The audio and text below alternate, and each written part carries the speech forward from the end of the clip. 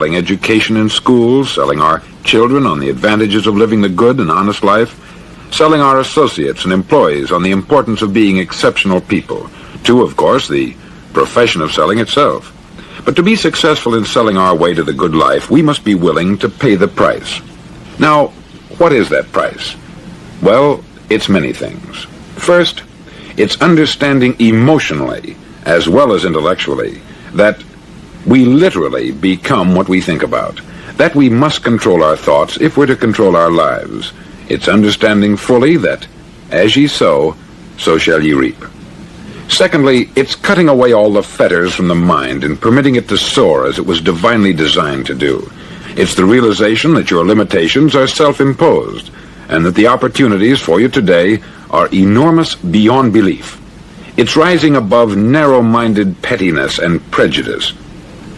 Thirdly, to use all your courage to force yourself to think positively on your own problem, to set a definite and clearly defined goal for yourself, to let your marvelous mind think about your goal from all possible angles, to let your imagination speculate freely upon many different possible solutions, to refuse to believe there are any circumstances sufficiently strong to defeat you in the accomplishment of your purpose, to act promptly and decisively when your course is clear, and to keep constantly aware of the fact that you are, at this moment, standing in the middle of your own acre of diamonds, as Russell Conwell used to point out. Fourth, save at least 10% of what you earn. It's also remembering that no matter what your present job, it has enormous possibilities if you're willing to pay the price. Now let's just go over the important points in the price each of us must pay to achieve the wonderful life that can be ours. It is, of course, worth any price. 1, you will become what you think about. 2, remember the word imagination. Let your mind soar. 3, courage. Concentrate on your goal every day. 4, save 10% of what you earn. And action. Ideas are worthless unless we act on them. Now I'll try to outline the 30-day test I want you to make. Now keep in mind that you have nothing to lose by making this test, and everything you could possibly want to gain. There are 2 things that may be said of everyone.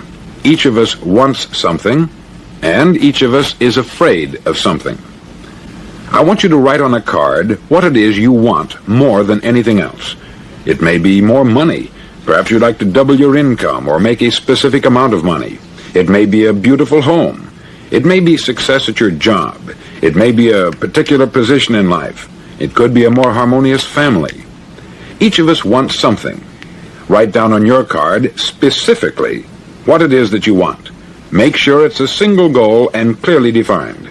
You needn't show it to anyone, but carry it with you so that you can look at it several times a day. Think about it in a cheerful, relaxed, positive way each morning when you get up, and immediately you have something to work for, something to get out of bed for, something to live for. Look at it every chance you get during the day and just before going to bed at night. As you look at it, remember that you must become what you think about, and since you're thinking about your goal, you realize that soon it will be yours. In fact, it's yours really the moment you write it down and begin to think about it. Look at the abundance all around you as you go about your daily business. Hey, what's up? Welcome to another episode of Expansion Pack. I am your host, Dan F. Man. It's good to have y'all back in here. This is DGTA TV. All right, let me get some background music.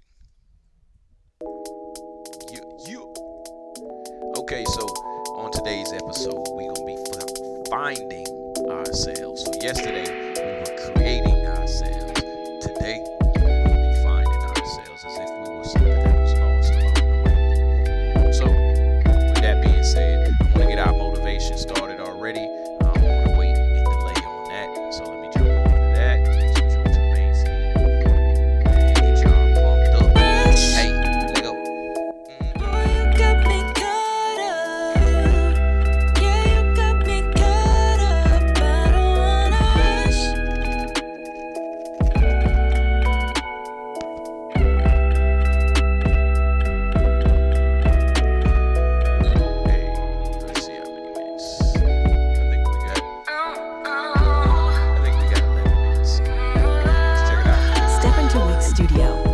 platform for agencies and enterprises.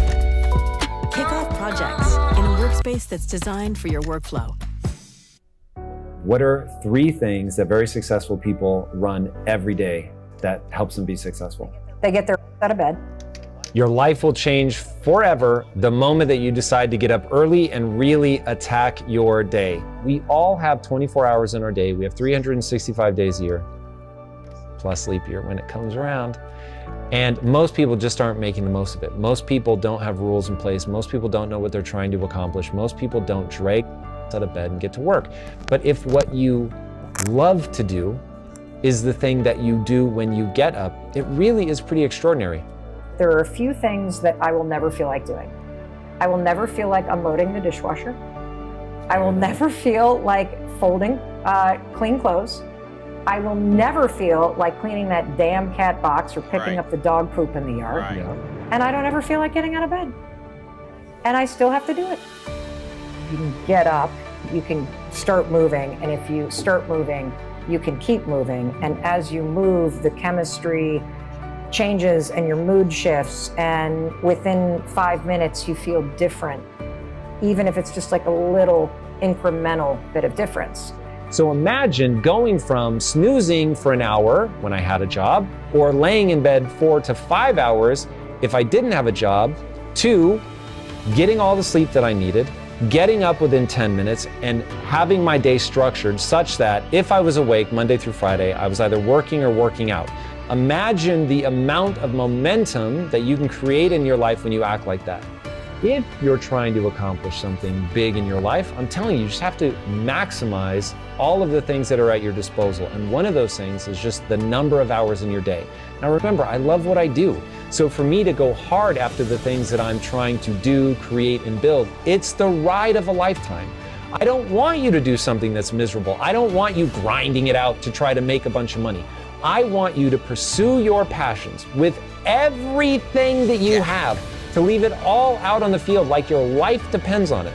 Because how you feel about your life actually does depend on it. Yes, sir. How much you can do in a day when you begin maximizing it. But it really does begin with going to bed on time, not setting an alarm. This is not me telling people to get 6 hours of sleep or 5 hours. This is me telling you to get as much sleep as you can get so that you can be cognitively optimized, so that you've got the biological energy that you need, and so that you really can pursue the only thing that matters, which is skill acquisition. Once you have the right skills, you can apply that to accomplishing the things you want. But look, we live in a hyper-competitive world. I always tell people there's 3 things that you've got at your disposal. You can work hard, you can work smart, and you can work long hours. Now, people always say, if I'm working hard and smart, why do I have to work long hours? Why, Tom, do I need to get up early? Because eventually you will encounter somebody like me, and I'm doing all 3. Oh, my Most man. people win the battle for success, for dreams, for mental health, for happiness, for confidence in the first 30 seconds of being awake, because they reach for the phone and they immediately direct their attention at other people's lives. Yeah. And so that's why crazy. I say, I know nobody will, when I tell people, don't look at your phone, leave your phone out of the hand, and everyone's like, and then they go and do it. But if you just get out of bed immediately, you got a fighting chance to be awake enough to not do that. And so I think most people, if they're struggling with being successful or happy or whatever, I guarantee you, you give your attention to social media or your phone before you've done the second thing. And so now we're on to the second thing, which is set a freaking intention for the day. So you end up starting your day absolutely terribly. You feel like you're on the back foot from the moment you get up, because by the time you finally get yourself out of bed, depending on if you're talking about a period when I had a job or when I didn't, which even I can't believe that that's actually true in my life, but there was extended periods of time where I didn't have a job, and then times where I did. So when I didn't, I would just lay in bed, and when I did, I was on the back foot. And that was when I really could not get momentum going in my life, and I couldn't understand why. Now, from a biological standpoint, I really did not feel good. I was low energy all the time. When you're low energy, you lack motivation. When you lack motivation, then you don't make the changes that you need to make, partly because you're not going out and learning the things you need to learn in order to create a framework in your mind that's going to tell you Things like what I'm telling you now. Set a freaking intention for the day. Set a mark for what's one thing that matters to you. What is the one thing that you're going to make progress on today? And that one thing could be how you're going to show up with your family. It could be, today I'm getting to that gym, or it could be some project at work that you're going to move the needle on, or it could be some habit that you've learned on impact theory, that today is the day I'm going to do that thing that I learned from Tom, and you're going to do it. And it's so important for you to direct your mind that this matters to me, because your mind is paying attention. And if you set a little habit in place, and successful people do this, you have something that matters to you. Because the other thing about successful people is we're fucking busy, and we have a million things going on. And the second that we look at our phone, or we walk through the front door of our business, or we step into the kitchen, other people will now need you. And you will most likely spend the rest of your day, unless you have a huge staff and you've got amazing boundaries and you've got a lot of white space in your calendar, and that is not me, you will spend the rest of your day, Tom, reacting to everybody else's stuff. Yep. And so if you can get into the habit of going, today, the most important thing for me to make progress on is X, you have directed to your mind that this thing matters. Great. The new GoDaddy Arrow has AI marketing tools to help small businesses. Now, what ends up happening if you're going to bed early, you're going to sleep somewhere between probably 7 to 9 hours, depending on your age, or if you're really going hard after something that's really exciting for you, or quite frankly, really stressful, might be closer to 6.5, which is about where I live, 6.5 to 7 hours of sleep measured as an average over the course of a year. And so, like last night, I went to bed at 9, I woke up at 3:30 a.m. Now, if you have my rule set, you get up at 3:30 a.m. By 3:31, you're either working or working out. Now, you can imagine that you get a lot done. As I'm recording this now, I think it's like 3:34 p.m. in the afternoon. I've already worked a 12-hour day by the time that I'm recording this, and I'm filling all of my intermittent moments where I'm transitioning from one thing to another, reading, researching, so I am constantly maximizing my time. Now, by the time most people woke up, I'd already been working. If they wake up at 6 o'clock, I'd already been working for 2.5 hours. If they wake up at 7 o'clock, I've already been working for 3.5 hours. So I'm able to get a half day's work in, because at my pace, it's really getting a lot done before most people get to their first meeting. So for anybody with a side hustle, do not be working on that thing just at night when you get home. Your dreams, your business, it deserves the first 10 minutes of the morning. And if you literally just lay like one brick on that path between where you are and where you want to go, that 10-minute of effort every single day on the thing that matters most to you, that changes everything over time. Because I think most people are struggling with the fact that you have all these things that you want to do, but your life is organized in the exact opposite of what is important to you.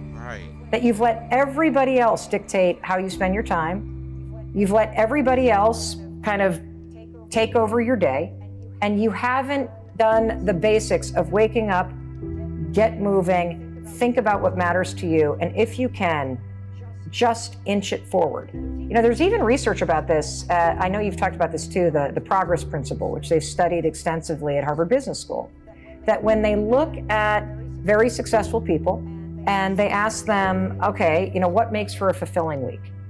And they were specific to work, but I think this applies more generally. What made for a fulfilling week for most people that are successful is I made progress on something that matters to me. I felt a sense of control and progress over the things that I care about.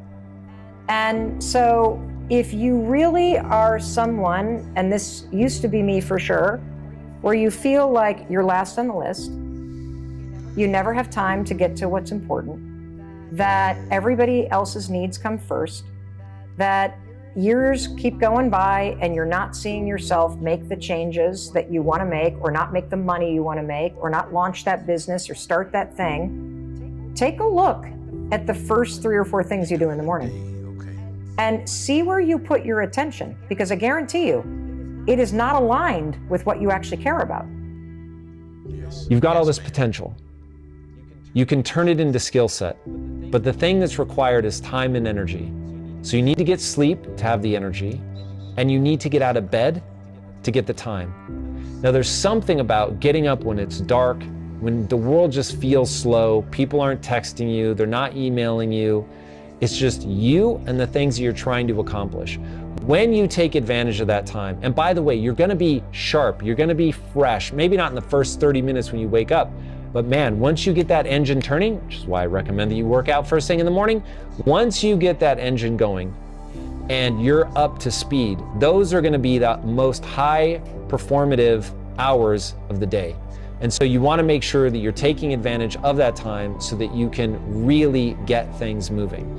So get up, get going, take advantage of that, set goals, know what skills you have to acquire, use that additional time that you get from getting up and getting right to it to stack those skills and accomplish the things that you want. And once you understand that stacking skills is how you do something great, but stacking skills takes time, then you'll start putting the right rules in place in your life to make sure that you do the things that you need to do to be energized, get out of bed, and get after it. So stop making excuses, structure your life in a way that is set up to give you the space that you need to get this all done. Don't make excuses, just get after it. Yes. Hey. So, like I was saying, we should be motivated just a little taste right now. I ain't all the way on fire right now from that little talk, but I'm motivated enough to say that I've been doing this, and I'm going to give you a testimony on the progress that I've made in my life, what I want to do, and then just overall in the way I see the world. So as far as my life, getting up at the same time or roughly within the same time, 2 hours, like, okay, if it's not 4 o'clock, then it's 6 o'clock, no later than. If it's not 4 o'clock, then it's like 3:30 or 3 o'clock, but no later than those extremes. Doing that every single day, no matter what I do, I feel I've made progress. Just by doing that. No matter what I do in the day, I could like get up at 6 o'clock. Well, if it's the weekend, let me give you another boundary. If it's the weekend, no later than 8 o'clock, but I could still wake up at 4 o'clock. But 6 o'clock is the target mark if I stayed up late. So anyway, I've been able to do, no matter what I do in a day, if I get up at those target marks in between those margins, I feel like I've done the most, like I've gotten the most out of my day. So that right there for my life, woo, yes, I get so much more done. I feel so much more fulfilled. I said my life. I said my perception. What was the middle? I forget the middle thing that I said. But as far as my perception of the way I see my capabilities, like how I perceive all of this, it worked. Hey, dog, it works to use the resource that you have. And the one resource that we all have, women, children, babies, hippos, cows, is time. We all have time. And you, ironically, now check this out. You know how you got a ruler, right? You take a ruler and you can measure space. Like you can measure, let's measure the distance between this little box and the edge of the screen. It's about 1 inch, 2 inches. You know what I'm saying? Roughly 2.2 inches. You feel what I'm saying? You can measure time like that. And guess what you can do with once you measure it? Put something in there to fill that space of that measurement. Planning is crucial. And if you didn't think of it like that, the way I just illustrated it, then maybe that's, it's not, you haven't been able to take the full advantage of it. And I'm not going to say that I have, but I'm saying these things so that we can. So with that being said, we gonna start finding ourselves now. Let me switch back over to the main scene. I gotta start talking with music behind me. It's so much more refreshing for me. Like, check this out. Listen to that beat, that nice little beat coming on right there. You know what I'm saying? All right. Anyway, finding ourselves. How to find yourself again. I think all of us are over the age of 18. Should be up in here. If you're not, you should be at school. So let's see. Psyched to go. Always got it. Let's see what they're talking about. After I got my first plant, I was hooked. There's just something so peaceful about. Hey Psych2Goers, welcome back to our channel. Thank you all so much for the love and support that you've given us. Your ongoing support has helped us make psychology and mental health more accessible to everyone. So thanks again. Now let's continue. Ancient Greek philosopher Aristotle once said, "Knowing yourself is the beginning of all wisdom." But how many of us really take the time to reflect on our deepest thoughts, feelings, and experiences to get a good sense of who we are? Nowadays, life moves so fast, it sometimes feels like we don't even have time to breathe, much less take the time for introspection. But getting to know yourself and learning more about who you are as a person can actually do a lot to make you happier, resolve your inner conflicts, improve your relationships with others, and most of all, improve your relationship with yourself. So, here are 8 of the most important things you should know about yourself. Number 1, what makes you happy? One of the most rewarding things you can learn about yourself is what makes you happy. But you might rarely ever take the time to reflect on it. And although asking yourself this can seem like such a loaded question, being honest about what you're most passionate about and who you enjoy spending time with is crucial to finding your purpose in life and nurturing your mental and emotional well-being. Finding your happiness, even if it's just in the little, everyday things, can do so much to improve the quality of your life and help you realize what you should and shouldn't prioritize. Number 2, your core values. Do you think honesty matters more than sensitivity? What about hard work versus resourcefulness, or ambition versus loyalty? Would you prefer others to be more open-minded or more traditional? What about community versus self-interest, or freedom versus loyalty?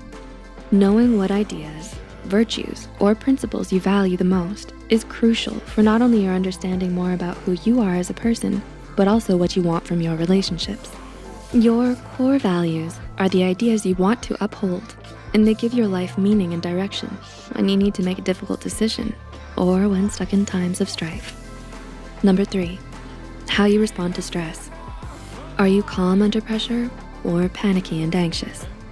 Do you usually run away from conflict or face it head on? Knowing your go-to stress response is key to succeeding in difficult and demanding situations.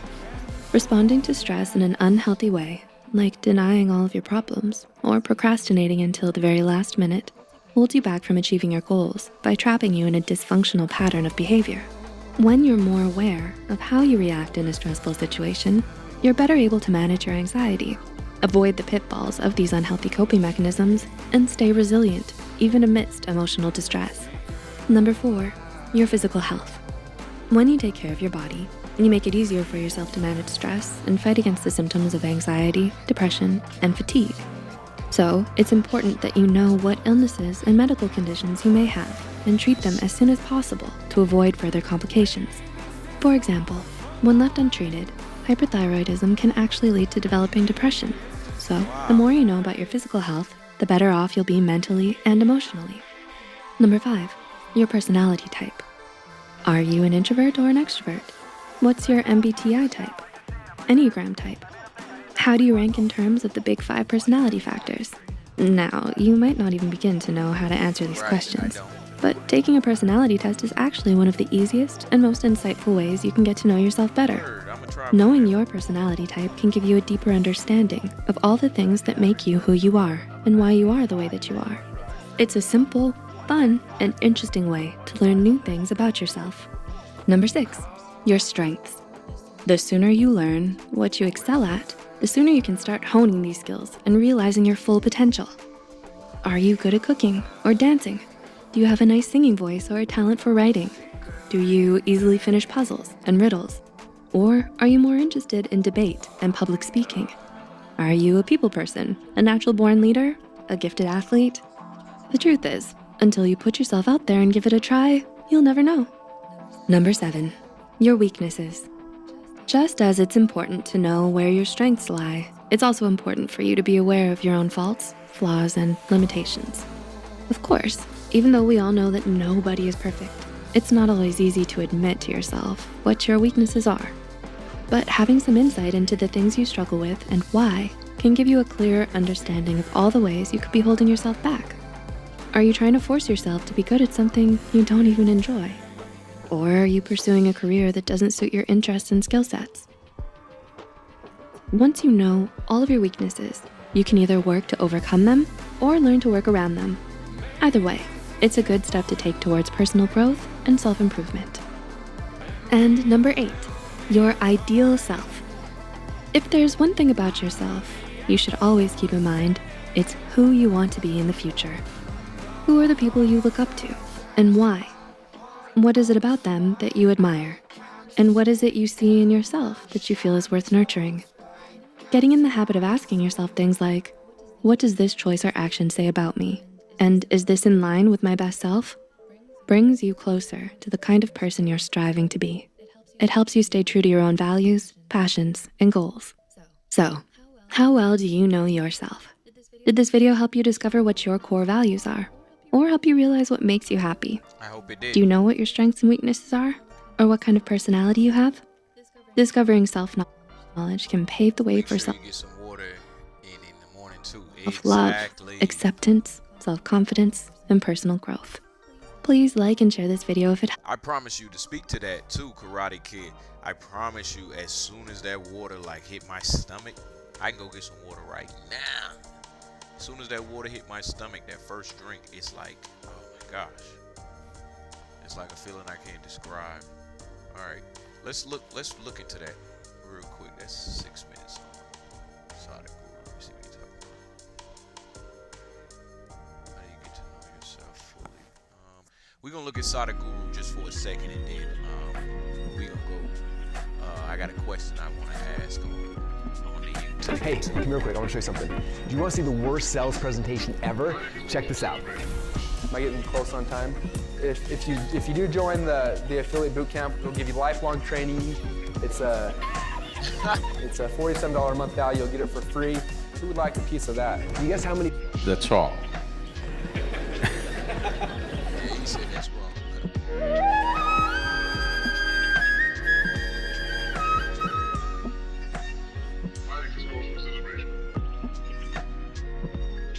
Just got to be introduced, that's all. You're paying too much attention to everything around you, not enough attention to this one. But the quality of your life is essentially determined by how you carry this one. Yes or no? This moment, what kind of clothes you're wearing, what kind of car you parked outside, what kind of home you live in does not determine the quality of your life. This moment, how joyful are you feeling within yourself determines the quality of your life, isn't it so?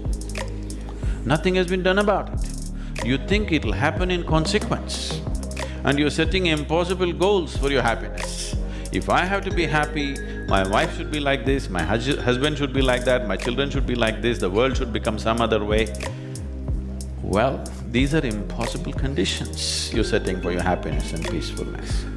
Now that you have compromised yourself to peace, why I'm saying compromise yourself to peace is because a lot of people have given up aspirations for being ecstatic or blissful. If I'm just peaceful, it's enough. Even the so-called spiritual leaders are going about and saying peace is the highest goal in your life. Peace is not the highest goal in your life. If you want to enjoy your lunch today, you must be peaceful. Yes or no? If you're not even peaceful, there is nothing in your life that you can do in a worthwhile way. To be peaceful essentially means this, that you're not messing your mind. To be peaceful means that your system is at ease. You know how to conduct your mind, you know how to conduct your emotions, your body and your energies. You are peaceful. It is not a rocket technology. It is the most basic thing. You have a dog at home, you give him his food, he sits peacefully. Maybe not ecstatic, but peacefully. Many times they're ecstatic also.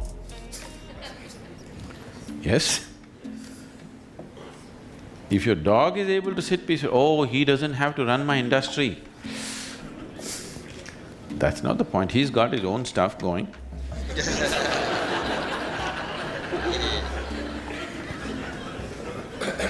See, it has nothing to do with the external activity that you're doing. It's got something to do with the internal systems as to how they're functioning. Essentially, it means neither your body, nor your mind, nor your chemistry, nor your emotions, nor your energy are taking instructions from you. They're doing their own thing. Once your machine is not in your control, being peaceful is impossible. I'll tell you, you get into your car and now you go there and you want to turn this way. You do this to the steering, it goes this way. Can you peacefully drive this car? Can you? No. Anxiety is natural, isn't it? This is what has happened to your vehicle. It's out of control. You've never done anything to find out where the steering wheel is, first of all. This is not that simple as a car, this is a super computer. Now the problem is most people have not even bothered to find the keyboard. Yes, sir. They think if they do this, somehow it'll work. Yes, sir. If you when you're given such a highly sophisticated machine, if you do not conduct it properly, it will cause many problems to you. By accident it's working. I want you to know this is made this way. If you hold your hands like this, it'll breathe one way. If you just turn it around, the very way you breathe, the breathing pattern itself changes in your lungs. You can try it if you want when you have the time. This way, this way. I'm saying everything that you do, fundamental changes are happening in this machine because it's such a sophisticated machine. It's more than a touch screen. If you just wish it, it will happen.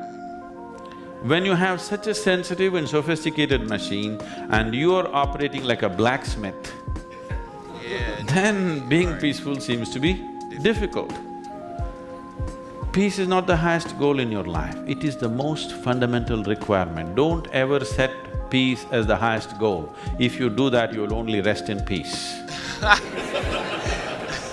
You must see, to be peaceful is the first thing in your life, isn't it? If you want to do anything sensibly in your life, if you want to conduct any situation in your life sensibly, to be peaceful and happy is fundamental. Such a fundamental thing is rising to heavens these days. People think they're going to be peaceful somewhere else, not here, because you have never paid attention to this machine, never paid attention to the internal mechanism of how a human being functions, what is the basis of everything that's happening within you. It takes a little bit of attention. That's why our basic program is called as inner engineering. We have engineered the whole world the way we want it. Much comfort and convenience has come, but well-being has not come, isn't it? Right. Because well-being will not come. Well-being will come only when this is engineered the way you want it. Only then you will know well-being. Yes, sir. Look inside of who done told us, hey. So I don't wanna take and talk for 30 minutes about nothing he just said. I'm gonna just jump straight into something else that I know about too as well to help you.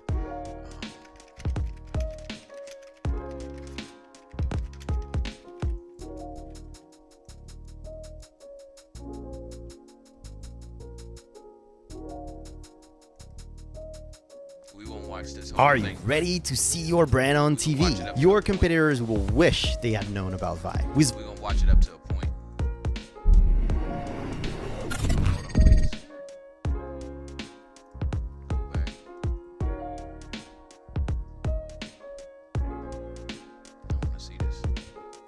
Are you going to sit back and fold your arms and let it run itself into a ditch? Or are you going to keep both hands? There we go. We'll just go here. All creatures at birth are supplied with everything they need for successful survival. All creatures except one are supplied with a set of instincts that will do the job for them, and because of that, they don't need much of a brain. Take the magnificent bald eagle, for example. My wife and I saw dozens of them on a recent fishing trip in Alaska. To see one of them come swooping down and pluck a live and sizable fish from the water on a single pass is astonishing. More astonishing still is the eagle's eyesight. And because of its need to see small rodents moving in the grass from high altitudes or a fish just inches under the surface of the water, its incredible eyes take up just about all of the space in its head. For the eagle, its eyes are the most important thing, and everything else works in unison with them. Its brain is tiny and rudimentary. It doesn't think or plan or remember. It simply acts in accordance with stimuli. And it's the same with most other living creatures. Even the beautiful porpoise with a much larger brain and the chimpanzee are easily tamed and taught. Only one takes 20 years to mature and has dominion over all the rest and the earth itself, and has today the power to destroy all life on earth in a couple of hours. Only one is given the godlike power to fashion its own life according to the images it holds in its remarkable mind. Everything fashioned by human beings is a result of goal setting. We reach our goals. That's how we know that the diseases that plague us will be conquered. We've set goals to eradicate every disease that plagues us, and eradicate them we will, one by one. We have never set a goal that we have not reached, even landing on the moon, or are now in the process of reaching. No one ever made a purposeful accomplishment without a clear goal toward which to work.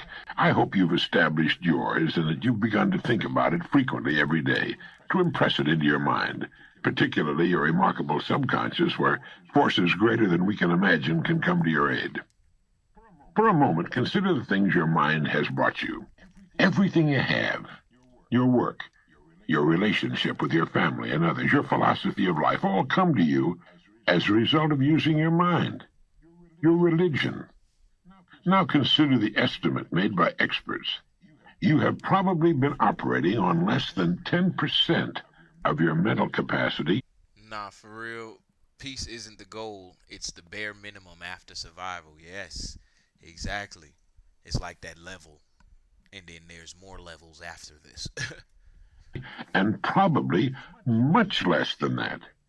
In an article for the Saturday Review, our old friend Herbert Otto, psychologist, educator, and chairman of the National Center for the Exploration of Human Potential, reminded us that many well-known scientists, such as the late Abraham Maslow, Margaret Mead, Gardner Murphy, O. Spurgeon English, and Carl Rogers, subscribe to the hypothesis that man is using a very small fraction of his capacities. Margaret Mead quotes a 6% figure. Herbert Otto writes, "My own estimate is 5% or less." Neurological research has shed new light on man's potential. Work at the UCLA Brain Research Institute points to enormous abilities latent in everyone by suggesting an incredible hypothesis. They said the ultimate creative capacity of the human brain may be, for all practical purposes, infinite. Today, I'm going to be reviewing the Love Air Inhaler in flavor Rise, which is actually my favorite flavor. To use the computer analogy, man is a vast storehouse of data, but we have not learned how to program ourselves to utilize these data for problem-solving purposes. The following appeared in Soviet Life Today, a USSR English-language magazine. It said the latest findings in anthropology, psychology, logic, and physiology show that the potential of the human mind is very great indeed. As soon as modern science gave us some understanding of the structure and work of the human brain, we were struck with its enormous reserve capacity, writes Yefremov, eminent Soviet scholar and writer. He continues, "Man, under average conditions of work and life, uses only a small part of his thinking equipment. If we were able to force our brain to work at only half its capacity, we could, without any difficulty whatever, learn 40 languages, memorize the large Soviet encyclopedia from cover to cover, and complete the required courses of dozens of colleges. End of quote. That statement is hardly an exaggeration. It's the generally accepted theoretical view of man's mental potentials. Now, how can we tap this gigantic potential? It's a big and very complex problem with many ramifications. Exactly. But as Herbert Otto points out, it's clear that persons who live close to their capacity, who continue to activate their potential, have a pronounced sense of well-being and considerable energy. They see themselves as leading purposeful and creative lives. The way most people use their minds can be compared to the time back in the early 19th century when just the eastern coast of the North American continent. I wrote a song with an eagle in it yesterday. They're one of the few birds that fly alone. Yeah. And when you see them, it's majestic. If I can pick a word. It was settled, just a strip along the east coast. To the west stretched the raw, undeveloped great bulk of what was later to become the incredibly rich 90% of the economy. 90%, which resulted in the standard of living enjoyed today by Americans. If everything you have is the result of using just 5% of your mind, consider for a moment what it will mean to you and your family if you can increase this percentage. This cassette will show you how to use infinitely more of your mental powers, how to develop some of that more than 90% virgin territory. None of us, as a rule, has the slightest notion of the real capabilities of his or her mind, but believe me when I say that your mind can be compared to an undiscovered gold mine, and it makes no difference whether you're 17 or 70. Look at it this way. Your goal is in the future. Your problem is to bridge the gap which exists between where you now are and the goal you intend to reach. This is the problem to solve. Robert Seashore, then chairman of the Department of Psychology at Northwestern University, pointed out that successful people are not people without problems. They're simply people who've learned to solve their problems. And there you have it. Living successfully, getting the things we want from life, is a matter of solving the problems which stand between where we now are and the point we wish to reach. No one is without problems.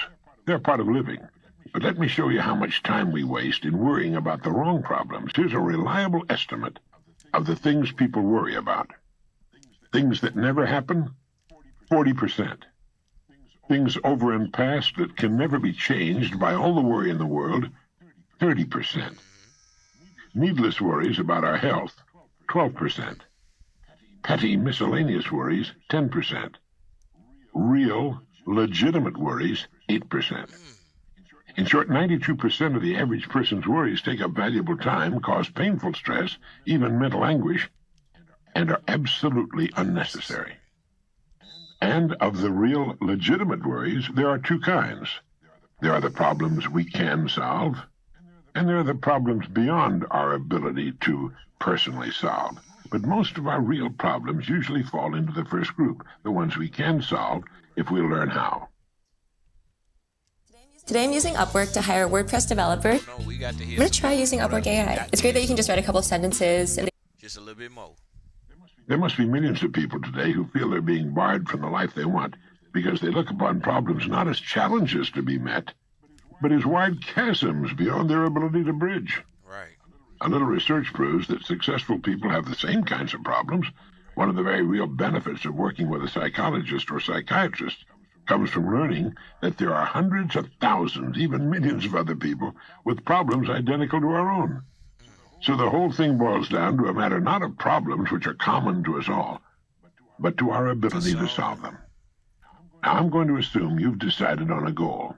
Remember, you will become and you will achieve what you think about. That is, if you stay with it, you'll reach your goal. But how? It's right here that your mind comes into play. What is your mind, really? Nobody knows for sure. Perhaps the best way to describe it is to quote Pulitzer Prize-winning playwright Archibald MacLeish. In his play, The Secret of Freedom, a character says, "The only thing about a man that is a man is his mind. Everything else you can find in a pig or a horse." That's uncomfortably true. The human mind is the one thing that separates us from the rest of the creatures on Earth. Everything is his mind. A character says, Archibald MacLeish. In his play, The Secret of Freedom, a character says, the only thing about a man that is a man is his mind. Everything else you can find in a pig or a horse. So we're gonna stop right there to just discuss for a brief moment on what we just heard. So we're finding ourselves, and in the midst of finding ourselves, we find out no one knows themselves. So where do you turn to? You turn to yourself, and it's a little bit of the blind leading the blind, only for a short while, because eventually you start to add on vision, and vision isn't typically just seeing. Vision is knowing. So the more you know, the more you've experienced, and you just add on to that vision as you go along. Now, remember, the textbook is not the world. The textbook is not people. The textbook is you and me. Let's just say the textbook is me. You're learning yourself, so there's no wrong answers. There's no teacher handbook that give you the right answers. There's none of that. It's just data and information about you. So knowing yourself, all you have to do is an easy task. Just experience, and then analyze that experience, and which analyzing that experience is experience, and so you never really stop getting data. So you were behind the curve, or you were behind on work ever since you've been here, and you'll never catch up. But that is why he says, whether you 17 or you 70, this right here, having this bit of curiosity about yourself, is like a gold mine that stretches forever. But what do you do once you got a whole bunch of gold, and you like, I just got all this gold? You eventually throw it away, and you look like brass or tin or copper is more valuable than the gold you got sitting in your mind. Anyway, we'll listen to just a little bit more Earl, maybe like 3 more minutes of it to get to another good stopping point, and then we'll bounce right back on some y'all. Let's go. That's uncomfortably true. The human mind is the one thing that separates us from the rest of the creatures on Earth. Everything that means anything to us comes to us through our minds. Our love of our families, our beliefs, all of our talents, knowledge, abilities. Everything is reflected through our minds. Anything that comes to us in the future will almost certainly come to us as a result of the extent to which we use our minds. And yet it's the last place on Earth the average person will turn to for help. You know why? You know why people don't automatically turn their own vast mental resources on when faced with a problem? It's because they never learned to think. Now that is a fact, believe it or not. Most people never think at all during the entire course of their lives. They remember, but that's not thinking creatively or in new directions. They react to stimuli, but again, that's not thinking. Remembering to set the alarm at night and getting up when it rings in the morning does not take thought. Nor does showering, shaving, getting dressed, eating breakfast, going to work. At work, we once again fall into comfortable routines. At quitting time, we go home and start repeating the process. Most people, let me say it again, do not know how to think. Yes, sir. When they're faced with a problem, they will go to any length to avoid thinking. They will ask advice from the most illogical people, usually people who don't know any more than they do, next-door neighbors, members of their families. Very few of them have reference books. But much more important than that, only one in I don't know how many thousands will take a large notepad, write the problem at the top of the page, and then deliberately turn on his or her thinking apparatus. But some people do think. They do indeed. In order to reflect a moment on the human mind, consider what it's accomplished. As you do, realize that we are developing so rapidly that we've come further in the realm of progress in the past 50 years than in all the preceding accomplished. As you do, realize that we and then deliberately turn on his or her thinking apparatus. But some people do think. They do indeed. In order to reflect a moment on the human mind, consider what it's accomplished. As you do, realize that we are developing so rapidly that we've come further in the realm of progress in the past 50 years than in all the preceding 10,000 years of human civilization. Of all the scientists who ever lived, it's estimated that 90% of them are alive today. Hello everyone, this is Joe Kudla, founder and CEO of Fiori, and today I'm going to walk you through. We've reached its estimated station. Of all the scientists who ever lived, it's estimated that 90% of them are alive today. We're just going to end on that fact, and we're going to move on. We'll go just a little bit further inside our topic of finding yourself. Well, now we know what we're looking for. We're not necessarily looking for a better jump shot. We're not looking for a better job. We're not looking for a chilling scene. We're not looking for a new house. We're looking for ourselves.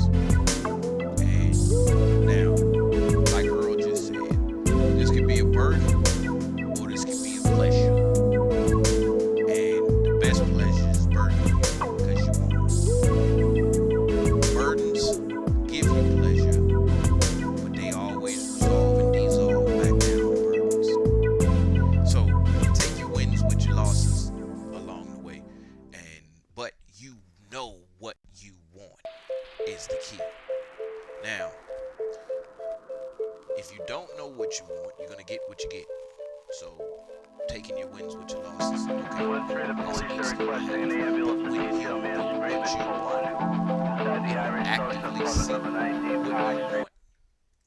Then taking your wins with your losses, you can take a lot more wins than you take losses because you're learning, and it literally gives you a curve.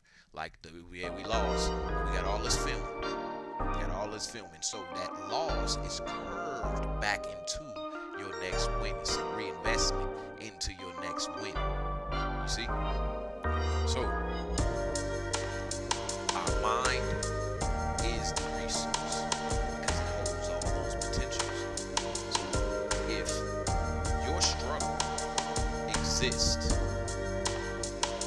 use your mind. If your problem exists, use your mind. If you want something, get it out your mind. And what I mean is, if you throw it in the trash, throw your mind in the trash and say, hey, I'm going to go use something else to do this, then you've just effectively used the one resource that you could have used to make sure you probably will never get it. Or you'll get it, but you won't keep it. Because the one resource that it's already there and it exists. Go in your mind and get anything, $1 million, rich house, whatever. The one place where it actually exists, you're ignoring. You're taking all the power out of that place where it exists, and you're putting it. I don't know where you're putting it at, but it's not its full potential. Let's just keep it there. Anyway, we're gonna listen to a little bit more of something else. Let's see what we find in ourselves. Type. Let's see what that. Maybe it's intelligence type. Maybe that's what I'm looking for. Let's see.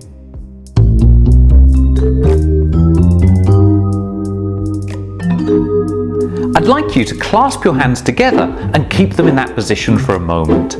Some researchers see the brain as having two general modes. In one mode, often called right-brained, it's more intuitive, visual, and creative. In the other, often called left-brained, it's more logical, sequential, and analytical. All of us work in both modes, but naturally tend towards one or the other. According to the theory, if your right thumb is on top of your left thumb, then you tend to be a so-called left-brainer, and so are more likely to be verbal and analytical. If your left thumb is on top of your right thumb, then you tend to be a so-called right-brainer, and more likely to excel in visual, creative, and intuitive tasks. So if you want to gain a fun insight into somebody, maybe you should ask them to put their hands together. Wow. Thank you. Y'all just did some magic there. I ain't gonna lie. Because I'm sitting here like, why I got my hand together? I know y'all about to tell me something. Well, I tell you this. What he said, right is over the left, so I'm more logical and whatnot. You should do that. If you didn't do it, then you missed out on that. Because now you're going to be thinking, oh man, I can put it this way. Alright, so let's see what my man's got to say.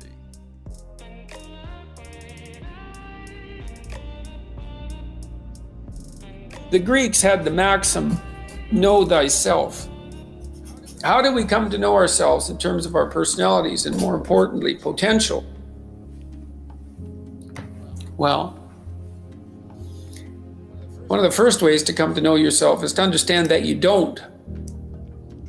You know, you can learn to kind of watch yourself like you're watching a stranger, but you have to adopt a position. It's a position of radical humility, I would say. Humility in two senses. So one sense would be the humility of recognizing your ignorance. So you have to understand that you don't know who you are. And that's not easy to understand because you think you know. But then, you remember you can't control yourself very well. You're not very disciplined. You're full of flaws. Maybe you don't know yourself as well as you think. But it's hard to get low enough to understand how deeply it is the case that you are ignorant about who you are. Now, there's an upside to that too, which also is that you're also ignorant about who you could be. And so the discovery of that, is some reward for the horror of determining who you actually are. And then I would say, well, then you watch yourself. You watch yourself like you're watching a stranger. You watch what you say and you listen. And you think, well, what sort of person would say that? And how am I reacting emotionally when I'm communicating in that manner? Is that making me guess you're a right brainer? I like that. feel stronger, weaker? Is it filling me with shame? Is it helping my confidence? Am I laying? I'm definitely a left. The music is kind of loud. I can't hear you clearly. Hold on. Then hold on. I didn't even realize that the music's still playing. My bad about that. You probably missed a good message too. Dang. It's all good. You get right. How to lie? Am I deceiving myself and other people? Am I adopting this personality at parties that is designed to impress and to amuse, and it comes across as nothing but self-centered narcissism? What are my dark fantasies? What are my aggressive fantasies? What is it that I'm willing to do? What am I interested in so that I'll spontaneously pursue it? What do I procrastinate about and why? What am I unwilling to do? What do I think is good? What do I congratulate myself for accomplishing? And what do I berate myself for failing to confront and to implement? Those are all incredibly complicated questions, and you don't know the answers to them. So that's a start. And then in terms of potential, well, you'll discover a little bit more about your potential as you discover who you are, especially the darker parts of yourself, because then you discover your potential for mayhem. There's some real utility in that.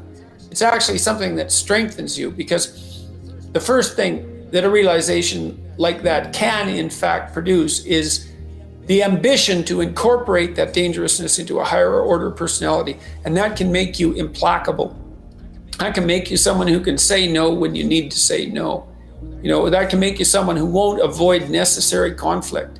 And so that's unbelievably useful. And so that's one of the potentials that you might discover. The other thing you do to discover your potential is you challenge yourself. It's like Rule 4 in my book, 12 Rules for Life, is compare yourself to who you were yesterday and not to who someone else is today. And that's kind of a good way to start this. It's like, well, take a bit of a look at yourself and think about what's not so good that you could improve, that you should improve by your own standards, and that you would improve, and set yourself a little goal. Maybe you're not studying at all and you're at university, or maybe you're at work and you've got this stack of paper there, and you haven't looked at that damn stack for like a month, and you know that you should be, and you're bothering yourself at night because you're avoiding that. Think, well, I've avoided that stack of paper completely for 1 month. I'm quite a coward when it comes to whatever snakes might be hidden in that stack of paper. How about tomorrow I just put that stack of paper in front of me on my desk and I glance through it for 15 seconds. See if I can do that. It's well, you set yourself a goal of improvement. It's a humble goal, because really, are you such a coward that the best that you can bloody well manage after a month of avoidance is 15 seconds of exposure to a stack of paper? It could easily be. You've been avoiding it, you're obviously afraid of it, and so the situation could be that dismal and dire. And you might think, well, geez, it's no balm to my ego. It's not fostering the strength of my ego to recognize in myself someone who could only withstand 15 seconds of exposure to that thing I'm afraid of. And so that's a form of humility too. It's there's things you could do to improve, and you know what they are. And there's small steps that you could take, that you might take, that would put you in that direction. And then the question is, are you big enough to take those small steps? Are you capable of grappling with the fact that you're fundamentally flawed to the point where you have to break things down into almost childlike steps in order to manage them? And the answer to that is, yeah, you are. And that's the lot of, I don't know if it's the lot of everyone. Most people have things they avoid, and they're afraid of. So I would say to some degree, it's the lot of everyone. People vary in the degree to which they've conquered that. And you do meet people from time to time who are extraordinarily disciplined. But most of the time, they've got disciplined in exactly this manner. It's through slow, incremental improvement. And then you challenge yourself. It's well, could I do this? That would be better. Then you find out, and then you think, well, is there something slightly larger and more challenging that I could do that would be better? And you try it and you find out. And as you try it and you find out, generally you get better at it, and you can take on larger and larger challenges. You take responsibility for yourself. That's part of standing up straight with your shoulders back. It's take on the world, man, but only at the level that you can manage. When you're ignorant and biased and deeply flawed and immature, it's where everyone starts. You don't want to bite off more than you can chew, but it doesn't mean that you can't wrestle with part of reality. Some part that's small enough so that you have a good shot at victory. Right. And to put yourself together, the first steps towards that is to allow yourself to be a fool, right? It's because you don't know what you're doing. You have to admit that. And there's going to be a loss of ego or destruction of ego, arrogant ego that necessarily accompanies that. But you need the loss of that arrogant ego, because it's precisely what's interfering with your movement forward. It's part of the adversarial process, mythologically speaking, that stops moral progress. You're too proud of who you think you are to notice what you're like so that you could change properly. You don't want to sacrifice that part of yourself. It's probably associated with some delusion that helps you maintain a positive, although very fragile self-image, in the absence of genuine effort. It's not to be recommended. You know yourself by watching and paying attention. It's watching like you're a snake. A snake watches cold-bloodedly, with no emotional reaction, just to see what's there. It doesn't allow, symbolically speaking, doesn't allow what is wanted or desired to interfere with what is observed. So you watch yourself like that, as if you don't know who you are. Well, that's the beginning. And then you challenge yourself continually to see how far past yesterday you can push today and tomorrow, and to continually experiment with expanding the domains not only of your competence, but of your ability to increase that competence. And the upper limit to that is proportional to the moral effort that you put into it. The more that's guided by the highest of all possible visions, right? The alliance with the highest of all possible conceivable good. And the more it's accompanied by truth in speech and action, the more you will develop your potential. And you also, I suppose, have to be willing to undertake that as an adventure, because it's a hell of a thing to bear that kind of responsibility. It takes a person out of the ordinary. It takes them out of themselves. And there's an alienation and an isolation that goes along with that, and a great sorrow, all of that together. But there's deep meaning to be had in it, and there isn't anything better that you can do. So that's the answer to that question.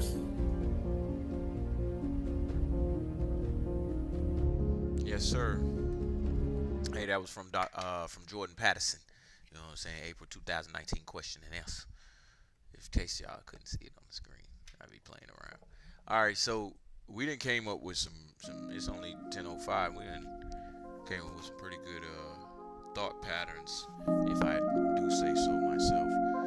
It's not about going to the library and reading a million books. It's not about going and jogging for 10,000 miles. But it is about knowing you wanted to do it, and then how it feels to do it, your experience of doing all of that. If we focus inward just a little bit more, we would see that person that's inside of us that's either helping us to get to where it is we want to go, or that is either keeping us from where it is we want to go. I turned the music back down again too. I know it's probably loud.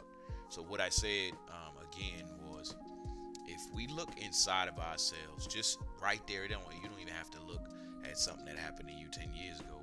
All you got to do is look right inside yourself at the right now, and you will see either the person that is stopping you from getting to where you want to go, and I call it a person loosely, because it's personality.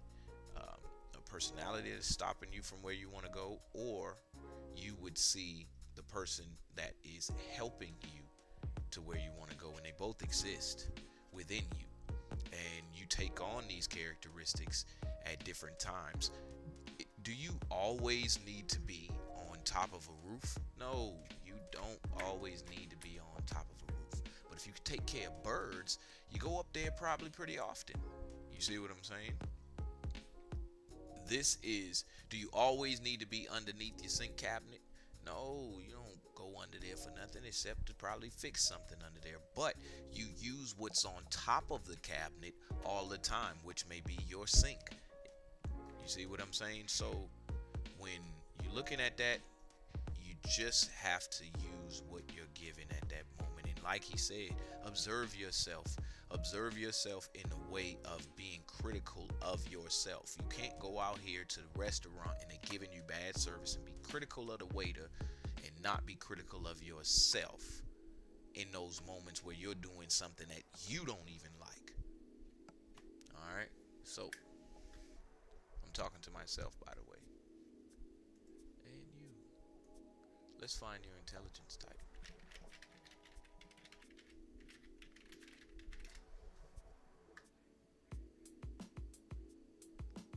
Psych to go, always got it. Let's see these. See these what? Big ideas don't come easy. But when you get one, use that moment of clarity.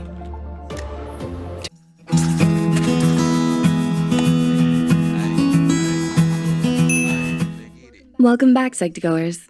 Your ongoing support has helped us make psychology and mental health more accessible to everyone, and we want to thank you for that. So thanks. Now, let's continue. You receive your report card in the mail. With hesitation, you open the envelope and read out your doom. It's an F in not one, but 2 classes. Okay, so you're not the greatest at math or art history. But does that mean you're not intelligent? Your GPA isn't the only way to measure your intelligence. In 1983, Howard Gardner, an American developmental psychologist, came up with 9 types of intelligence that people can have. Each category is an area you may excel in, and you may be intelligent in more than one category. Here are the 9 types of intelligence, according to psychologist Howard Gardner. Which type are you? Number 1, naturalist intelligence. If you have a naturalist type of intelligence, then you may have a knack for identifying patterns in your natural surroundings.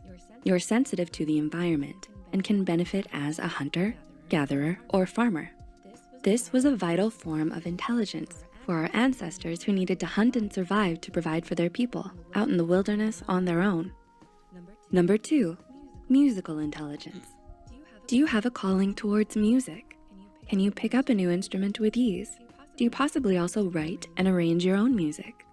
With musical intelligence, you can discern the tone, rhythm, and pitch of the music you're listening to. You can easily repeat or recall a phrase or piece of music from what you've heard, and can usually play instruments by ear. You have an ear for sound and music that others do not. Pencil drummers and musical theater singers unite. Number 3, logical mathematical intelligence. With this type of intelligence, you're often caught in abstract, symbolic thought. Formulas and reasoning skills are your expertise. In reasoning, you often use inductive and deductive thinking patterns. Not only do you love strategy games and math problems, but odds are you've been begging your older siblings to participate in your wacky science experiments for years now. You'd excel as a mathematician, detective, or scientist. Number 4, existential intelligence. Why are we still here? Just to suffer? If you're an existential intellect, you indulge yourself in life's existential questions. Although these questions may not have a definitive answer, your philosophical mind keeps you up at night, and your theories are probably worthy enough to be published. Your thoughts, ideas, and hypotheses are all centered around life and the symbolic meaning of it all. Why are we here? What is our purpose? What does it all mean? Why am I asking so many questions? Number 5, interpersonal intelligence. Interpersonal intelligence means that you just get people. You find it easy to take into account the different sides of a story and are open to different perspectives and willing to put yourself in another's shoes. You read others' emotions well, and you can quickly tell if someone is being genuine or not.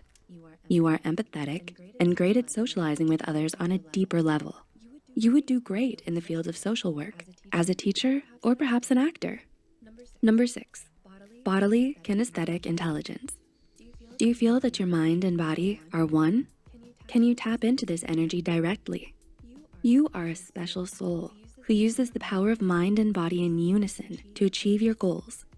Basically, you're great with timing, motor skills, athletics, and dancing. Perhaps you are a great dancer, or maybe you excel in the athletic field. You may even have the talents to be a great surgeon. Whatever it is, your mind and body are one in harmony, and your physical skills are unmatched by your friends. Number 7, linguistic intelligence. Do you have a vast vocabulary? Do you think in deep thoughts or internal monologues? Can you understand and pick up the subtle differences in the meaning of words and language? With this type of intelligence, you enjoy reading, writing, and find the beauty in language and words. Foreign languages come easily to you, and you learn new words faster than others.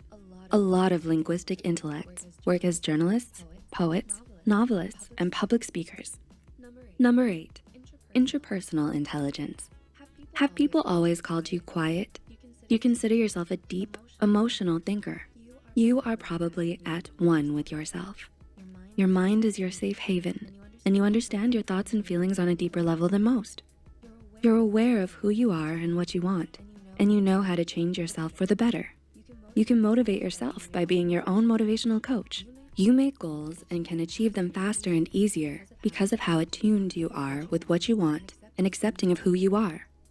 If you have interpersonal intelligence, you might make a great psychologist, philosopher, or spiritual guide. And number 9, spatial intelligence. Are you great with directions and are a strong visual learner? With spatial intelligence, you enjoy solving puzzles and mazes and excel in creative drawing and painting pursuits. Your thought process is in 3 dimensions, and you may have artistic skill and expansive imagination because of this. If you possess spatial intelligence, you may do wonders as a sculptor, painter, sailor, pilot, or architect.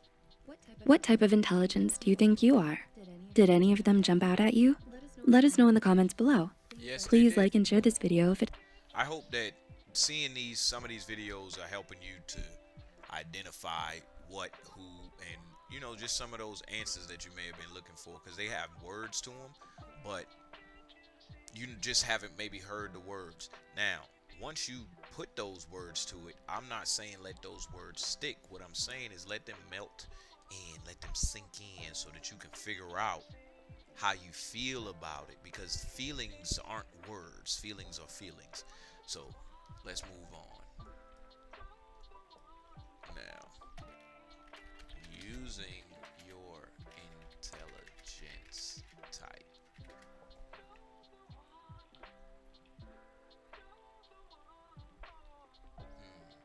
I don't want to explain.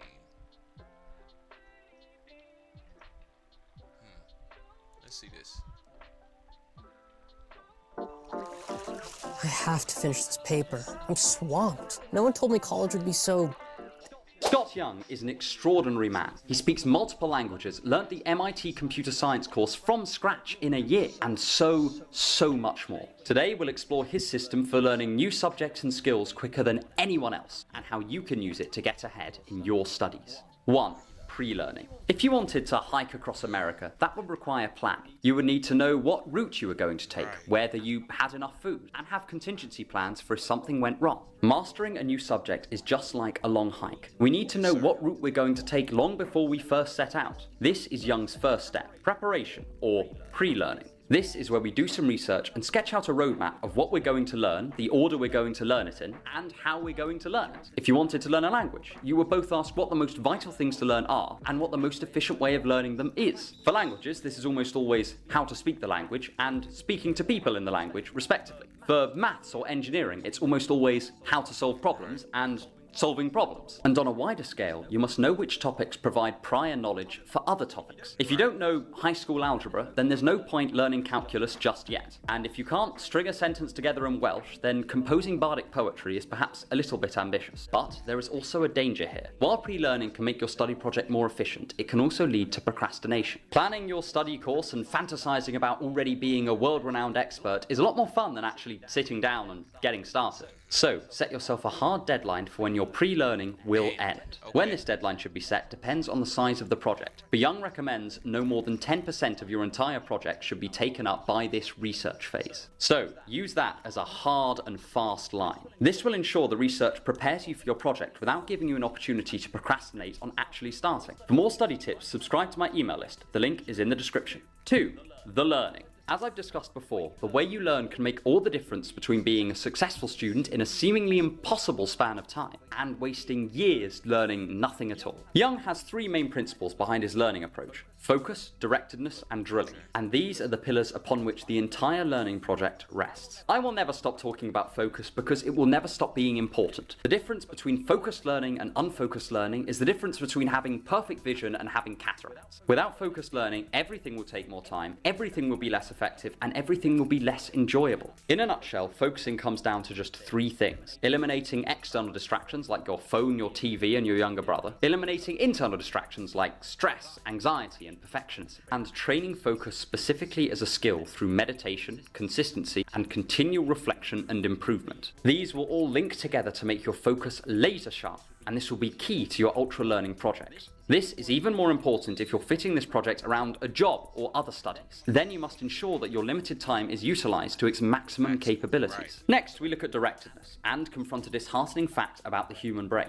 We are just not very good at transferring learning from one situation to another. Very bright statistics students often have no better intuitive probability estimations than those who've never taken a statistics course. And it doesn't matter how much Shakespeare you've read, if you never perform, your debut as Hamlet will be a total disaster. For anything we learn, there is a specific scenario or set of scenarios that we are training for. We might be looking to ace an exam or hold a conversation with a native speaker. We might want to write a truly spectacular research essay, or just look clever at dinner by knowing lots about Napoleon. Whatever situation our learning is directed towards, we need to gear a huge proportion of our study time towards practicing in that exact situation, or as close an approximation as we can get. Sure, you could prepare for your history exam by just revising from flashcards, but why do that when writing an essay from memory is going to practice both your historical knowledge and your ability to use it in an exam context? So, for whatever you're learning, make sure your study techniques never steer too far from the context you wish to use your newfound understanding in. If you don't do this, you'll end up wasting a lot of time and you won't get as close to your goals anyway. Finally, we must talk about drilling. This is where we first identify a weakness during our practice. Perhaps our vocabulary is letting us down during our conversations in our target language, or our grasp of the fundamentals of Python is so weak it's actively affecting our coding project. Next, we isolate the weakness and we put specific practice into bringing it up to the same level as the rest of our studies. Learning something new is, in fact, bringing a variety of different aspects of a subject together towards a particular goal. If there's one aspect you are particularly weak on, it can form a bottleneck where the goal cannot be achieved despite the strengths of the other aspects. This is where more isolated practice comes into play. You might spend a few hours drilling vocab memorization or revising the fundamentals of your coding language before returning to your direct practice. This process forms a kind of cycle where you begin with direct practice, identify a weakness, spend time correcting it with specific drilling, and then return to direct practice. Rinse and repeat until you've mastered your desired skill. If you use this combination of focused direct work and focused drilling, you will reach your desired skill level much more quickly. And if you do this for each subtopic of your chosen subject, it will ensure that your expertise only grows.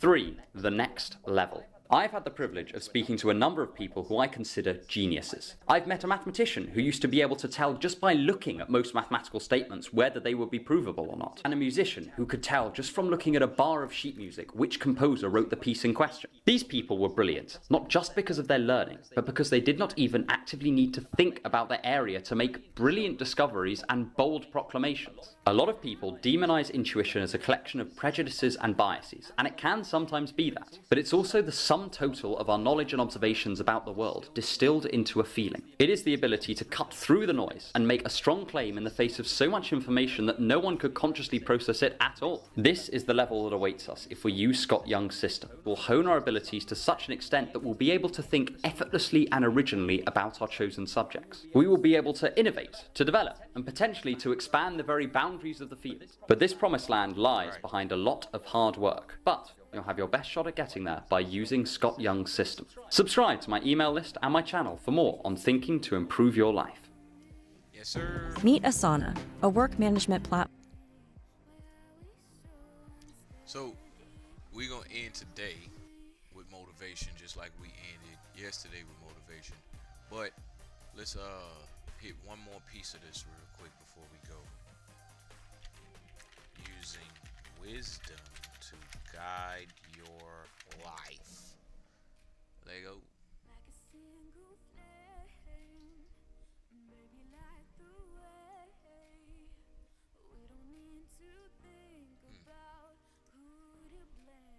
Have you ever felt like you're stuck in a version of yourself that just doesn't serve you anymore?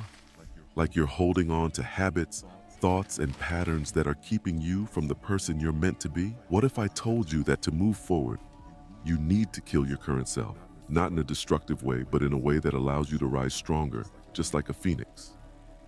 Part 1. The struggle with the old self. Let's talk about Gohan. He's just like many of us, someone who's been stuck in the same patterns for years. Every day feels like a repeat of the last. He knows something's off, but he can't quite put his finger on it. He's been trying to break free, to grow into something better, but every time he takes a step forward, he feels like he's pulled right back into the same old routines. Gohan keeps making the same mistakes, falling into the same habits, and wondering why life isn't changing. It's like he's living on autopilot. Maybe you can relate to Gohan. Maybe you're stuck in a cycle of habits and thoughts that once served you but are now holding you back. And that's the thing about our old self. It's not necessarily bad. In fact, it might have gotten you through tough times or helped you succeed in the past. But there comes a point when the version of yourself that got you here is no longer the version that can take you forward. It keeps you comfortable, but not fulfilled. Musashi said, "Think lightly of yourself and deeply of the world." And that's what Gohan's missing. He's holding on too tightly to his current self, thinking that's all he can be. But the truth is, to grow, we have to be willing to let go of who we are now. The habits that feel familiar but keep us from taking risks. The thoughts that convince us we can't do better. The patterns that hold us back. We all have an old self, the version of us that served a purpose up to now. But now it's time to move on. And just like Gohan, you might feel stuck, not knowing how to let go. But here's the thing. Transformation requires you to face the truth about your current self and accept that the person you are today isn't the person you need to be tomorrow. But before Gohan can rise as someone new, he has to confront the uncomfortable truth about his current self. That's where the process of burning down the old begins. Part 2, Burning Down the Old. Now, Gohan's finally come to a realization. He needs to change. He's recognized that the habits, the mindset, and the version of himself he's been holding on to are keeping him stuck. But realizing the need for change is one thing. Letting go of that old self is something entirely different. It's uncomfortable. It's painful. And for Gohan, it feels like he's standing at the edge of a cliff, terrified of what will happen if he lets go. Letting go of the old version of yourself isn't easy. It's scary to think about burning away the parts of you that you've held on to for so long, the parts that have kept you safe, that feel familiar.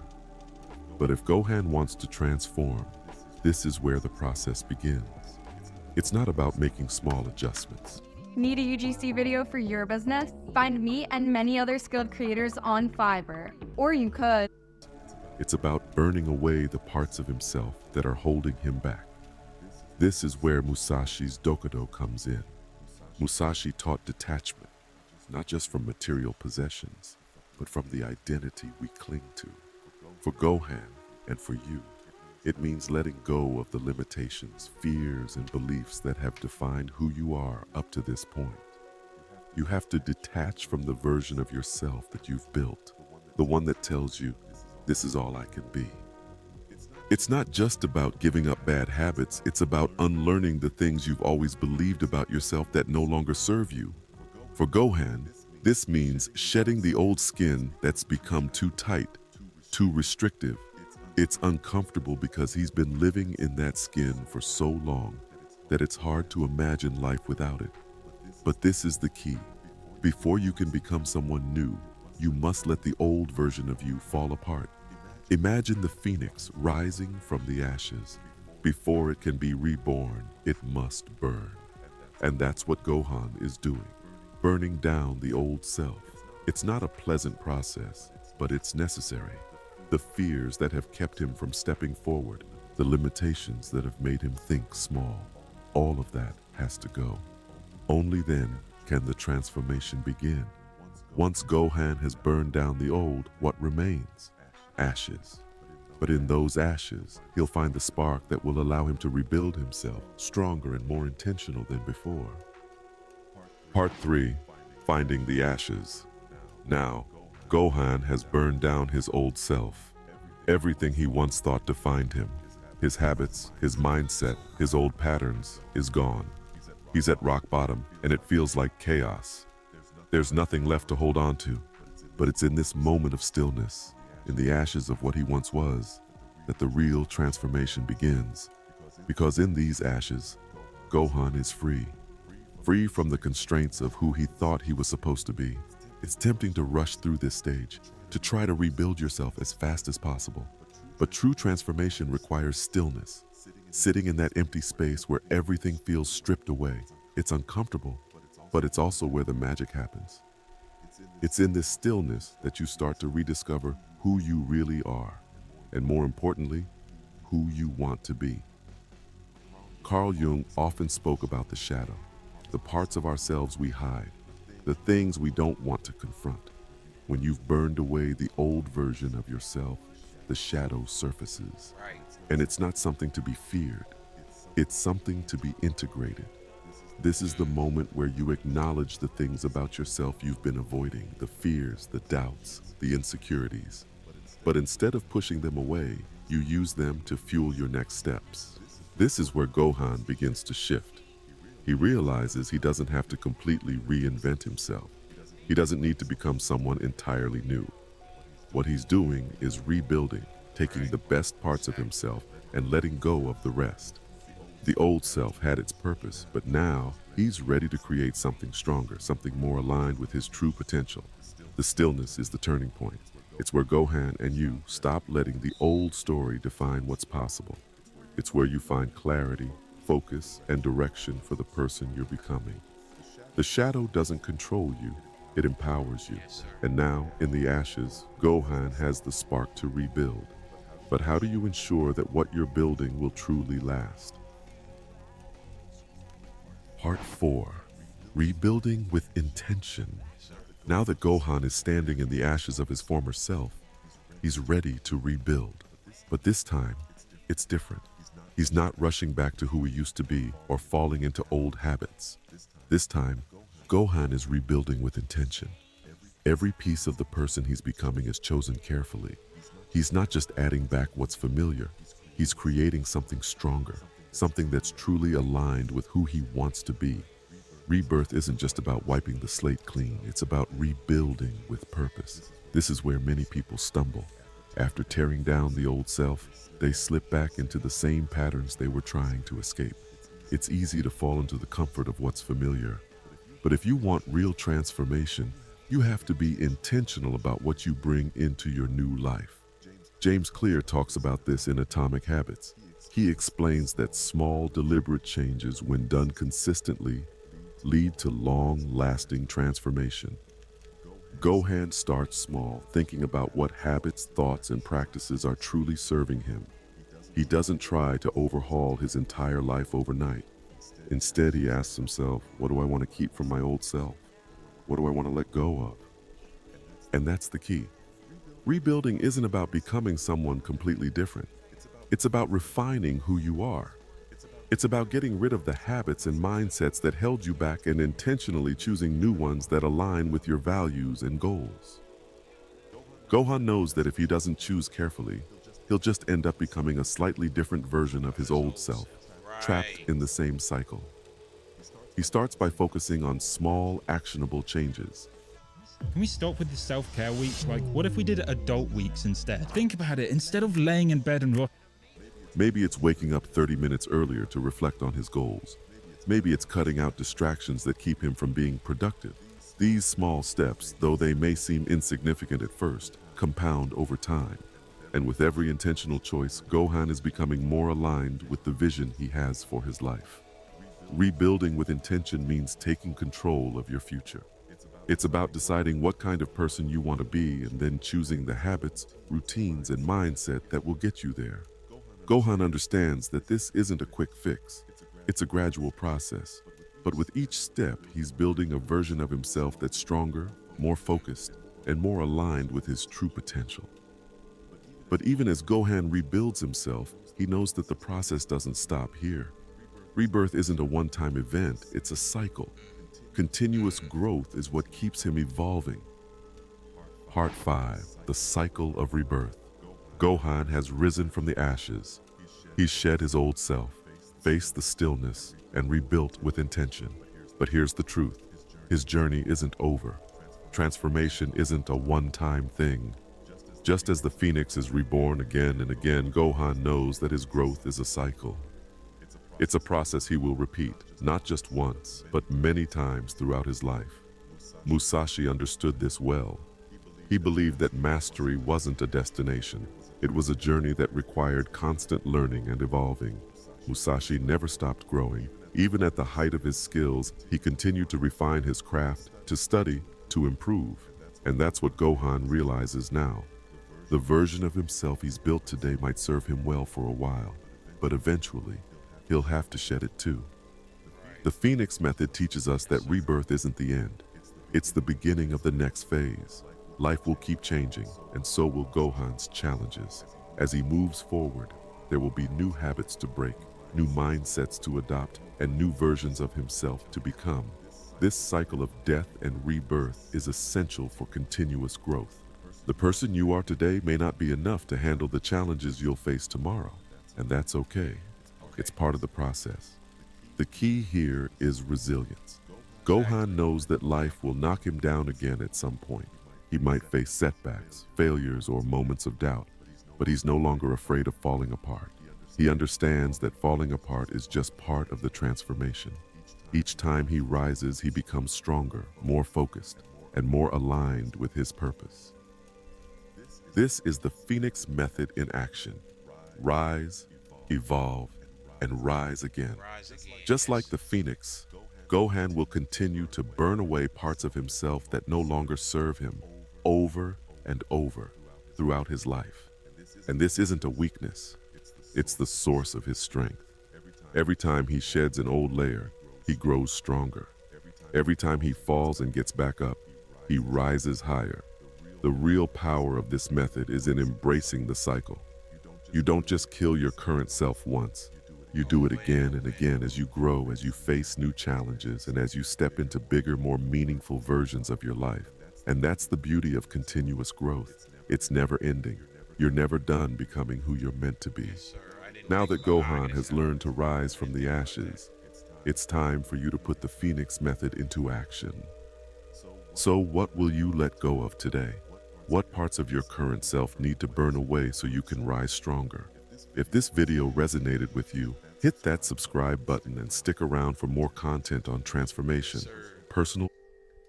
All right, so we're gonna go into, for the first time, our expansion pack playlist and pull out one of those videos we watched previously, and we're gonna end on that, get us some motivation. I really, let me put that in the catalog. Have you ever felt like you're stuck in a version of yourself that just doesn't? Because this was nice. I didn't think of it like that in the form of saying it's the Phoenix method, you know, or there's some sort of technique name, you know. Let's go into this playlist real quick. Pull some out. There's 36 videos in here. Let's see what we got. I'm done spending an obscene amount of money on takeout every week. Done. I'm getting back on track with Let's see.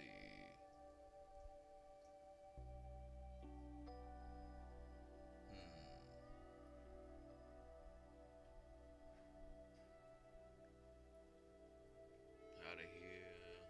Far from placebo. Uncertainty.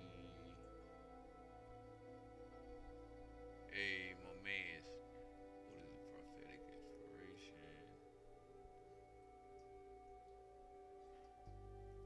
Hey, I got some good stuff in here so far. Listen to it before you start your day. All right, we're gonna find something else to put to listen to. All right,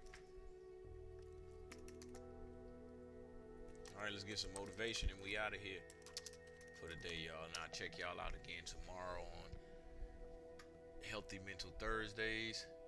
Y'all take this last bit of probably like 15 minutes of motivation, and then there we go. Ooh, there we go.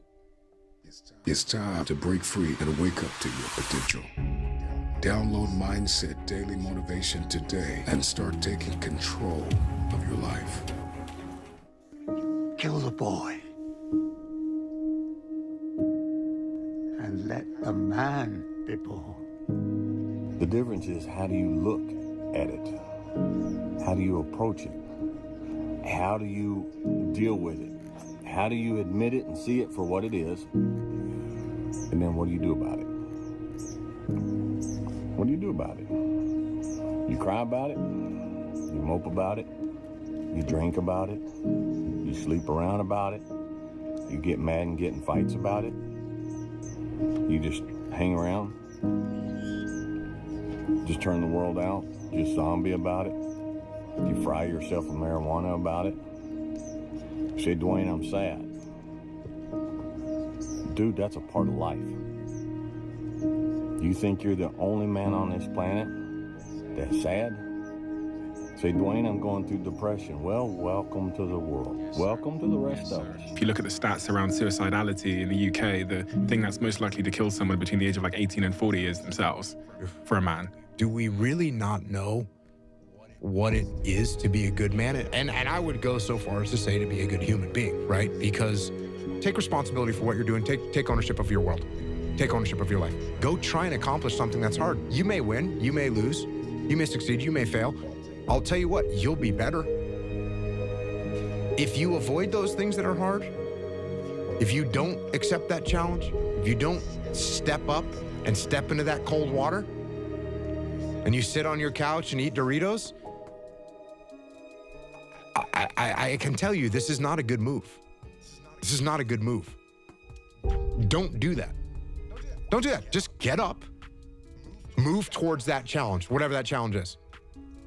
Move towards that challenge and go attack it. It's wake up! Stop sleeping on yourself. Step into your authenticity. Step into your intelligence and your brilliance. Release your gift. God has given you something great. Release it to the earth. Whatever that goal is, whatever that insurmountable feat has been, whether it's weight loss, financial, mindset, relational, I don't care what it is, career, to be a CEO or an investor, whatever it is, get it done. This is not the year you sleep on yourself. There's nothing gonna stop me. If you didn't make me, you can't break me. If you didn't make the sun come up, you can't stop me. If you didn't make the moon shine at night, you can't stop me. My purpose, my will, my dedication, my motivation is all about doing the business, because guess what, ladies and gentlemen? That's what I'm about. I'm about that business. I'm about that life. What are you about? Man up, stop crying. My teacher don't like you. Why? Maybe you disrespectful. Why don't say she don't like you? Go look in the mirror and take full ownership. Why does she not like me? You watching LeBron make his dreams become a reality. You're watching the Black Mamba make his dreams become reality. If you put the same time LeBron put in, and I started studying, and I realized as an African-American male, I need to get a master's degree and a PhD in order to do what I'm doing. And guess what? I had to get up even though it was hard, and I had to take ownership of my life, take ownership of my time, take ownership of my day. Looking to build a chatbot for your website? On Fiverr, you can find AI experts who will quickly and easily. Change happens when the pain of staying the same becomes greater than the pain of making a change. Like, if you are angry, use it. If you are sad, use it. Because, like, what else are you going to do with it? Like, you might as well let it help you. Like, or it uses you. There's a moment when every boy realizes no one's coming to save him. And that's when he becomes a man. And some boys never get there and stay children forever. No one's effing coming to save you. No one's going to make you better at your business. No one is going to get you to be a better persuader of people or framer of people other than you. There's a lot of grown men and women that are still boys and girls because they think someone else is coming to change their life. The only thing that's valuable, guys, is how you see yourself in the mirror. How you look at your shadow of life. And are you happy walking next to it? No one's coming. No one's coming, everyone. No one. Exactly. Nobody is coming to take responsibility for your dreams. Nobody is coming and gonna get that project done that you've been thinking about doing. No one is coming to grow your business, to heal your pain, to improve your marriage, or to make more money for you. It is up to you. It has always been up to you. Your life is your responsibility. So what? You slip up. You fall down. Big deal. That doesn't mean you stop. Do you give up or do you keep going? No one else forgives you. Learn to forgive yourself. Hold yourself up. When everybody else says no, you say yes. It's time to take ownership. You want your clothes washed? Mama, make the boy wash his clothes. Teach him how to separate the colors from the white. Mama, let your boy cook. Teach him how to cook. Let him take ownership. Make him go grocery shopping. He said, well, he don't know how to cook like me. Give him at least a day then. Give him 2 days. Take ownership. Teach him how to change the oil. Make him put gas in the car. Ownership. I love my daughter to life. When we go to the gas station, my baby girl get out and pump the gas. And somebody said, why you make your queen to be? Why you make her pump gas? Because I need to teach her one day I might die on this plane, and she need to know how to put the gas in the car. And I was thinking about all the things you got from your time in the SEALs, and it's almost a bit of like a microcosm of what I think a lot of men are looking for. You know, that sense of purpose, that brotherhood. And they find it these days in like video games and stuff, right? Video games, I've got no, I cast no judgment on people that play video games. I've played video games my whole life. But it seems like there's a reason we're getting like increasingly addicted to these video games, because they're giving us something that we're searching for in real life and not getting. You used the words brotherhood, purpose. These are things that the SEALs clearly have in huge amounts. Is there anything else that you'd add to that list of what it takes to feel fulfilled? Yeah, jiu-jitsu. It almost has become a joke amongst me, my friends, people that listen to me, is you got some kind of a problem in the world, you got some kind of problem in your life, go train jiu-jitsu. There's a reason why I say that. Because the things that you just mentioned, discipline. Guess what you need to go train jiu-jitsu when you're tired and you don't feel like it? Discipline. Guess how you feel when you're done? You feel awesome. You get a bunch of dopamine. Guess who you're there with? A bunch of dudes that you can relate to. And guess what you're gonna do together? You're gonna struggle. You're gonna go through some hardship together. You're gonna sweat, you're gonna choke, you're gonna get your arm broken. Like, these things are gonna happen. Not gonna get your arm broken, but you may. Or you're gonna be with a little brotherhood. And by the way, women train jiu-jitsu too. My daughters all train jiu-jitsu. It's all good. It's all good. So, yeah, jiu-jitsu is one way. Now look, could you go to the rock climbing gym? Yes, you could. Could you go to the CrossFit gym? Yes, you could. Could you go to the soccer. Yeah, the soccer field, football field, whatever. Yeah, you can do that stuff. So yeah, go do that stuff. Go do that stuff. That's shared suffering together with a group on a regular basis, whether you want to or not. Those are all little components of being in the military, being in the SEAL teams. That's what it is. That's what you're doing. What does a SEAL platoon do? They train to get ready go to war. How do they do that? They go to the desert, they carry their guns, they run through little choreographed moves, they get hot, they carry weight. It's suffering, it's just shared suffering, and they're working together. And they're learning skills. That's what you're doing in a jiu-jitsu gym. That's what you're doing on the soccer field.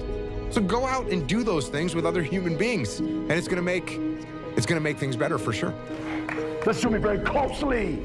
Make these boys grow up. Fellas, take ownership. Don't you ever say you don't have something because of what somebody's doing. So I need you to take ownership of your time, of your what? Of your mind, of your what? Oh, come on, y'all playing. I used to get so mad at Jalen. Jalen would get up. I knew it was football day because he'd get up 6 o'clock in the morning. His uniform was ready. His shoes was ready. And he would eat breakfast. I'm like, what's going on? He like, game day. Friday night lights. Game day. And I would be so upset. And he like, why you hating on me?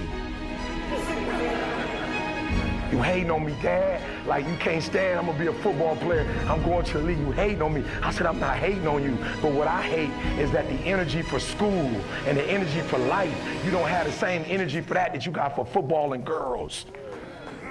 All I'm asking for is the same energy you put in sports. I'm asking for the same thing in terms of your mind. Because your mind is the one competing in them sports. Hey, look, we go through these 10 minutes like it ain't nothing, I promise you. And it feels like, I don't know what you feel, but it feels to me like I'm getting a massive, not boost of energy, but a massive, like, insert package, drop off, whatever, of what I need to go on after this. Like, if we sitting around and be like, I don't want to do this, I want to do that, I want to do this, and I think back to these moments where I'm getting these messages drummed into me, do this, hey man, you got to, you know what I'm saying, your mind and all of that. And then I instantly, boom, I'm good to go. So this has been another episode of Expansion Pack. I'm your host, Dan F. Man. We're gonna go ahead and let these last 10 minutes rock out. I'm gonna send y'all over to the ending screen. You can listen to one of the previous episodes if you would like, but this is my message, my ending for episode, what number is this? 73 of Expansion Pack. Listen, if you want to know this world, know yourself. And that's it. This is DGTA TV. I'm going to check y'all out again tomorrow. Mental health.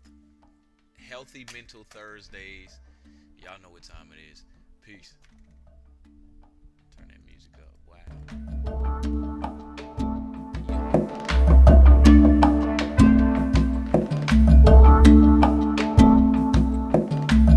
And it will come back with a long answer backed by academic papers that are all sourced and you can chat with. Check. Easily reference these GPTs by adding it to the sidebar, so it's always there when you need it.